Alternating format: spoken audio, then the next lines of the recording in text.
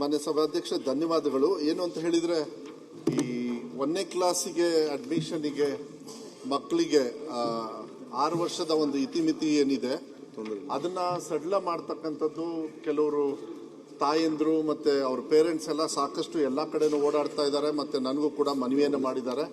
ಅವರು ಸ್ವಲ್ಪ ಗಾಬರಿಯಲ್ಲೂ ಕೂಡ ಇದ್ದಾರೆ. ಅದಕ್ಕೆ ಈ ಅವಕಾಶವನ್ನು ಕೊಟ್ಟಿರೋದ್ರಿಂದ ಒಂದು ಮಾತನ್ನು ಹೇಳಲಿಕ್ಕೆ ಇಷ್ಟಪಡ್ತೀನಿ. ಕರ್ನಾಟಕ ಶಿಕ್ಷಣ ಕಾಯ್ದೆ 1993ರ ಅಧ್ಯಾಯ 3 ಸೆಕ್ಷನ್ 20ರ ಮಕ್ಕಳನ್ನು 1ನೇ ತರಗತಿಗೆ ದಾಖಲಾತಿ ಮಾಡುವ ಸಂಬಂಧ 60 ದಿನಗಳ ವಿನಾಯಿತಿಯನ್ನು ನೀಡಲಾಗಿರುತ್ತದೆ. ಅದರಂತೆ 2026-27ನೇ ಸಾಲಿನಲ್ಲಿ 1ನೇ ತರಗತಿಗೆ ದಾಖಲಾತಿ ನೀಡುವ ಸಂಬಂಧ 60 ದಿನಗಳ ಸಡಿಲಿಕೆಯನ್ನು ನೀಡಲಾಗುತ್ತದೆ.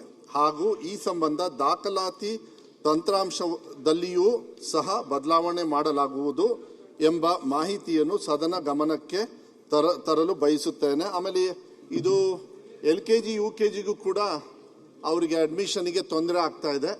ಅಲ್ಲಿಗೂ ಕೂಡ ಹೊಸದಾಗಿ ಒಂದು ಕಾನೂನನ್ನು ನಾವು ಆದಷ್ಟು ಬೇಗ ತಂದು ಇದನ್ನ ಪರ್ಮನೆಂಟ್ ಆಗಿ ಒಂದು ಸೊಲ್ಯೂಷನ್ ಮಾಡ್ತಕ್ಕಂಥದ್ದು ಮಾಡ್ತೀವಿ. ಅದಕ್ಕೆ ಈ ಸದನದ ಮೂಲಕ ರಾಜ್ಯಾದ್ಯಂತ ಎಲ್ಲರಿಗೂ ಕೂಡ ನಾನು ಮನವಿಯನ್ನು ಮಾಡಲಿಕ್ಕೆ ಇಷ್ಟಪಡ್ತೀನಿ.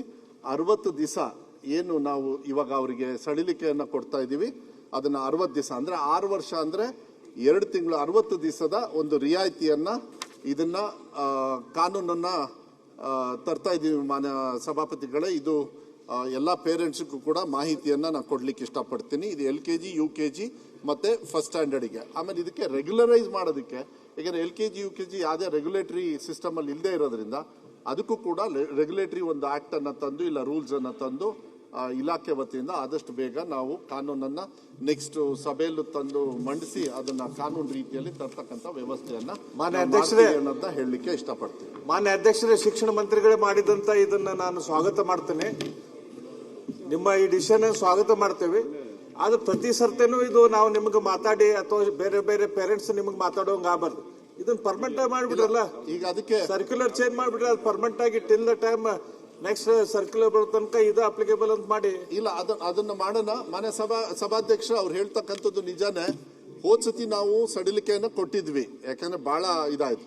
ಅದಾದ್ಮೇಲೂ ಕೂಡ LKGಗೆ ಮತ್ತೆ UKGಗೆ ರೆಗ್ಯುಲೇಟರಿ ಸಿಸ್ಟಮ್ ಇಲ್ಲದೆ ಇರೋದ್ರಿಂದ ಅವ್ರೇನ್ ಮಾಡ್ತಾರೆ, ಮತ್ತೆ ಅವರು ಯಾವ್ದೋ ಒಂದು ಪ್ರೈವೇಟ್ ಶಾಲೆಯಲ್ಲಿ ಅರ್ಜೆಂಟ್ ಆಗಿ ಹೋಗಿ ಸೇರಿಸ್ಕೊಳ್ಳೋದು ಅವ್ರು ತಪ್ಪು ಮಾಡಿದ್ದಾರೆ.